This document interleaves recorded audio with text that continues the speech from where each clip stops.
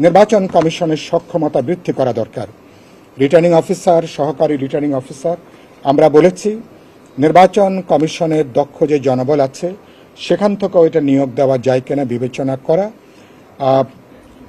জনপ্রশাসন ক্যাডারের পাশাপাশি অন্যান্য ক্যাডারেরও দক্ষ অভিজ্ঞ যেসব কর্মকর্তারা আছেন সেখান থেকেও রিটার্নিং অফিসার, সহকারী রিটার্নিং অফিসার নিয়োগ দেওয়া যায় কিনা এগুলাকে সক্রিয়ভাবে এটাকে বিবেচনার মধ্যে আনা। 3 নম্বর আমরা যেটা বলেছি, আমরা দেখেছি যে পোলিং এজেন্ট সংগ্রহ করবার জন্য নানা ধরনের প্রতিষ্ঠান, নানা ব্যাংক, নানা জায়গায় নির্বাচন কমিশন এক ধরনের ধর্ণা দেওয়া হচ্ছে। আমরা খুব পরিষ্কার করে বলতে চাই, এটা প্রিজাইডিং অফিসার বলি, সহকারী প্রিজাইডিং অফিসার বলি, অথবা বিপুল সংখ্যক যে পোলিং অফিসার, যেসব প্রতিষ্ঠানের ব্যাপারে কোনো বিতর্ক নেই, কোনো প্রশ্ন নেই, যারা নানাভাবে যাদের ব্যাপারে কোনো সমালোচনা নেই, তুলনামূলকভাবে যাদের একটা নিরপেক্ষতা আছে, পেশাদারিত্ব আছে, এরকম প্রতিষ্ঠান বা সংস্থাগুলোর কাছ থেকে আমরা মনে করি পোলিং অফিসার সেখানে নিয়োগ দেওয়া দরকার। কারণ না হলে শুরুতেই প্রিজাইডিং অথবা সহকারী প্রিজাইডিং অফিসার বা পোলিং অফিসারের নিয়োগ নিয়েও যদি দলীয় কোনো পক্ষপাতিত্বের অভিযোগ ওঠে তাহলে কিন্তু নির্বাচন কমিশন শুরুতে প্রশ্নবিদ্ধ হবে।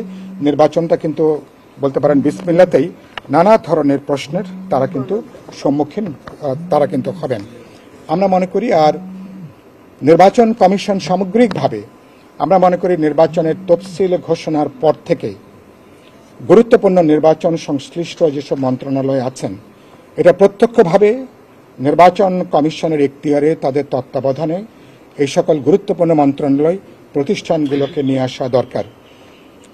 ডিসি সাহেবরা কিভাবে কাজ করছেন, এসপি সাহেবরা কিভাবে কাজ করছেন, থানা কিভাবে কাজ করছেন, পুরোটাকে একটা পেশাদারি নিরপেক্ষতা বজায় রেখে আমি মনে করি সেদিক থেকে কাজ করা দরকার। নির্বাচন কমিশনের উপর আমরা দেখছি বিভিন্ন দলের কিছু যৌক্তিক অনেকগুলো চাপও যেমন আছে, দেখেছি অযৌক্তিক অনেকগুলো চাপও আমরা লক্ষ্য করেছি। নির্বাচন কমিশনের জন্য এবার সবচেয়ে বড় চ্যালেঞ্জ যেটা হচ্ছে, নির্বাচন কমিশন এবার তার একটা সাংবিধানিক প্রতিষ্ঠান হিসাবে তার যে সর্বোচ্চ, তার যে মর্যাদা সেটাকে আসলে উন্নীত করা। আপনারা নিশ্চয়ই আমার সাথে একমত হবেন যে গত 3টা জাতীয় নির্বাচনের মধ্য দিয়ে সাংবিধানিক প্রতিষ্ঠান হিসাবে নির্বাচন কমিশনের মর্যাদা পুরোপুরি ভুলুণ্ঠিত হয়েছে এবং এটা অনেক সময় একটা আগেকার আমরা দেখেছি একটা সরকারি দলের যেন একটা এক্সটেন্ডেড একটা হাত হিসাবে নির্বাচন কমিশন কাজ করে এসছে। নির্বাচন কমিশন একটা ইন্ডিপেন্ডেন্ট একটা সাংবিধানিক প্রতিষ্ঠান।